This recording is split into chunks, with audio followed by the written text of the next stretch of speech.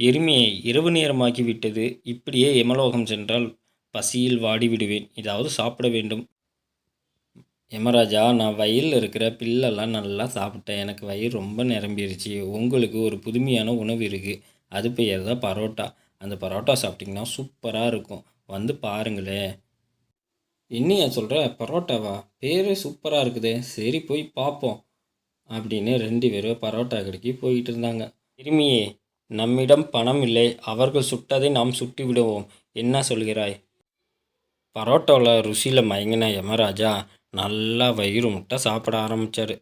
அதிகமாக சாப்பிட ஆரம்பிச்சனால அவரால் மூச்சு விட முடியாமல் அங்கேயே அப்படியே படுத்துட்டார். இதை பார்த்த எருமையோ, ஐயோ யமராஜா, என்ன ஆச்சு உங்களுக்கு? எந்திரிங்க அப்படின்னு சொன்னோன்னே யமராஜா எந்திரிச்சு, அடே இதை அதிகமாக சாப்பிட வச்சு என்னை சாவடிக்க பார்த்தியாடா. இரவு நேரத்தில் பரோட்டா சாப்பிடுவதை தவிர்ப்போம். மறக்காமல் சேனல் சப்ஸ்கிரைப்